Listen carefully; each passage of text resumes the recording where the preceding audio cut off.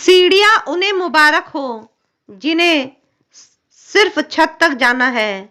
मेरी मंजिल तो आसमान है, रास्ता मुझे खुद बनाना है। इसी विचार के साथ आज हम निकोला टेस्ला की जीवनी लेकर आए हैं। निकोला टेस्ला सर्बियाई अमेरिकी आविष्कारक थे जिन्होंने वर्तमान विद्युत प्रणालियों को बारी बारी से विकसित करने के लिए जाना जाता है। निकोला टेस्ला की यह जीवनी उनके बचपन, जीवन, उपलब्धियों, कार्यों और समय के बारे में विस्तृत जानकारी प्रदान करती है।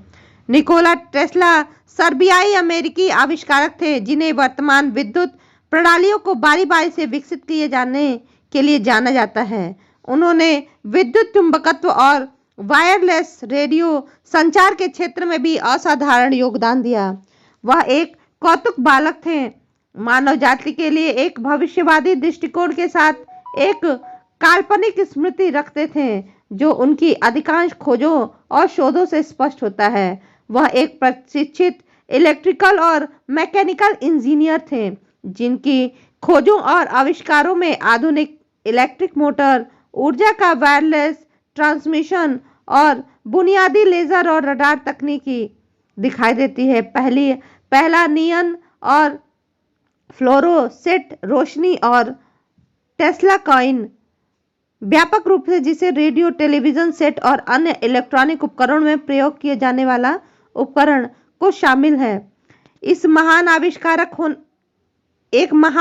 आविष्कारक होने के बावजूद उनका जीवन ज्यादातर गरीबी की छाया में रहा क्योंकि वे एक भयानक व्यापारी थे।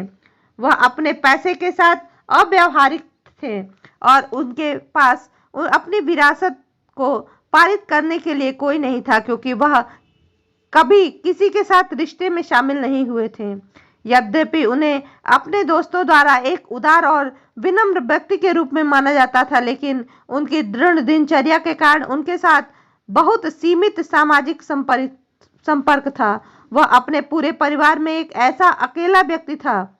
वह निस्संदेह 20वीं सदी के सबसे प्रभावशाली अन्वेषकों में से एक रहे जिनकी बिजली के क्षेत्र में खोज अपने समय से पहले हुई थी और आज भी तकनीकी को प्रभावित करना जारी है। उनका जन्म 10 जुलाई सन 1856 को ऑस्ट्रेलियाई साम्राज्य के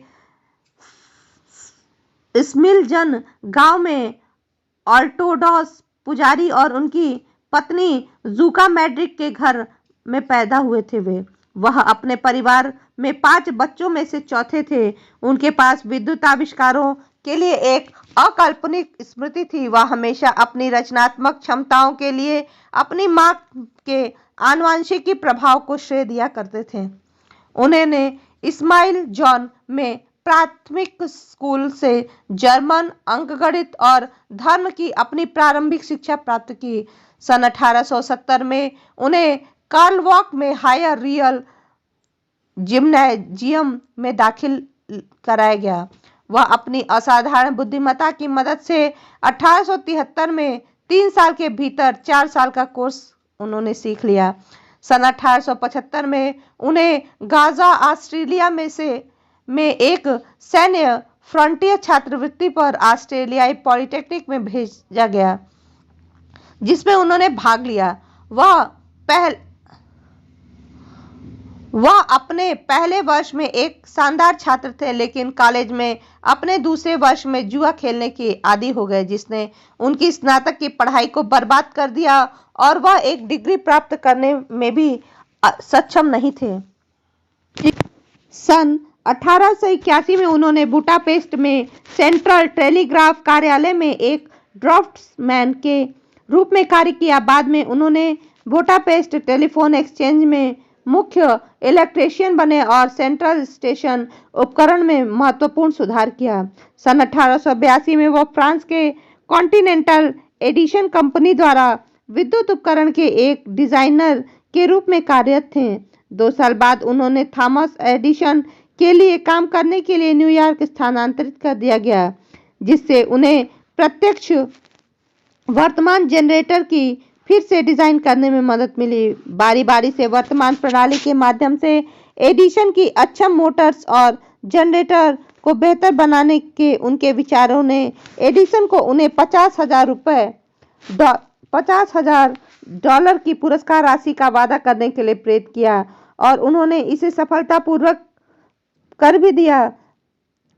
उन्होंने जब यह कार्य पूरा किया और पुरस्कार राशि की मांग की, जिसके लिए एडिसन ने जवाब दिया, उनकी चुनौती अमेरिकी हास्य का एक रूप थी। टेस्ला ने तुरंत अपनी नौकरी से इस्तीफा दे दिया और सन 1888 में उन्होंने उद्योगपति जॉर्ज वेटिंग हाउस द्वारा नियुक्त किया गया, जो एक पॉलीफेज सिस्टम के लिए अपने विचार से प्रभावित थे। बारी बारी से चालू विद्युत आपूर्ति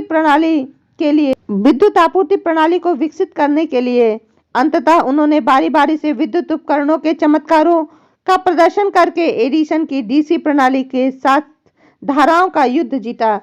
जल्द ही उन्होंने अपनी प्रयोगशाला स्थापित की और Tesla coiled carbon button lamp, विद्युत अनुनाद की शक्ति और विभिन्न प्रकार के प्रकाश व्यवस्था सहित कई प्रयोगों पर अपना समय और ऊर्जा लगाए।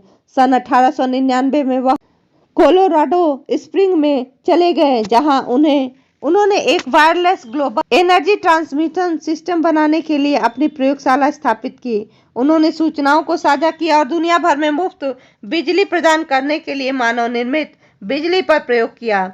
सन 1900 में उन्होंने सोरेनहम, लॉन्ग आइलैंड के पास वार्डन क्लिफ से ट्रांस अटलांटिका वायरलेस दूरसंचार सुविधा स्थापित करने पर अपना काम शुरू किया। उन्होंने सुविधा में कई प्रयोग किए, लेकिन धन की कमी के कारण उन्हें प्रथम विश्व युद्ध के समय इसे बेचने के लिए मजबूर होना पड़ा। बाद में जीवन में उन्होंने किसी भी स्थलीय दूरी पर न्यूनतम नुकसान के साथ यांत्रिकी ऊर्जा को प्रसारित करने की विधि और भूमिगत खनिज जमा करने के स्थान पर सटीक निर्धारण करने की एक ऐसी विधि खोज निकाली। उनका सबसे उल्लेखनीय योगदान आधुनिक वैकल्पिक चालू एसी बिजली आपूर्ति प्रणाली को डिजाइन करने का है।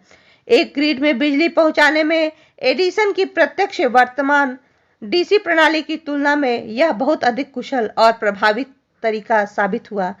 उनके सबसे प्रसिद्ध आविष्कारों में एक था टेस्ला कॉइल, एक सर्किट जो बेहद उच्च वोल्टेज चार्ज में ऊर्जा को परिवर्तित करता है, जिससे शक्तिशाली विद्युत क्षेत्र बनते हैं जो शानदार विद्युत चाप बनाने में सक्षम होते हैं।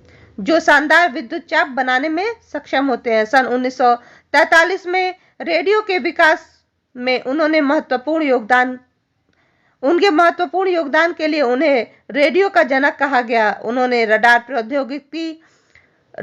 प्रौद्योगिकी, एक्स-रे प्रौद्योगिकी और घूर्णन चुंबक क्षेत्र के विकास में अग्रणी भूमिका निभाई। उनकी रोजमर्रा की जिंदगी का एक सख्त शेड्यूल था। उन्होंने दिन में लगभग 15 घंटे काम किया और 2 घंटे से ज्यादा नहीं सोए। वह हर दिन 8 से 10 मील की दूरी तय करते थे और उनके पास सामाजिक जीवन नहीं था। उनके पास 8 भाषाओं को बोलने की प्रतिभा के साथ साथ एक फोटोग्राफिक मेमोरी थी। उन्होंने कभी शादी नहीं की और इस तथ्य के बावजूद कोई भी ज्ञात संबंध नहीं था। कई महिलाएं उनके प्यार में पागल थीं। वह अपने बाद के वर्षों में एक शाकाहारी बन गए। केवल दूध, रोटी, शहद, सब्जियों के रस के साथ वह खाना खाते थे। वह अपने जीवन के अंत में करीब हर रोज कबूतरों को दाना खिलाते थे।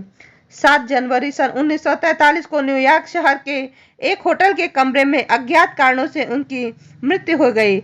बाद में यह जांचने से पुष्टि की गई कि कोरोनरी घनास्वास्थ्य के कारण उनकी मृत्यु हो गई। उनके नाम पर निकोला टेस्ला अवार्ड बिजली के उत्पादन या महत्वपूर्ण उपयोग में उत्कृष्ट योगदान के लिए प्रतिवर्ष इस सम्मान को दिया जाता है। उनके द्वारा प्राप्त की गई उपलब्धियों के बारे में जानते हैं।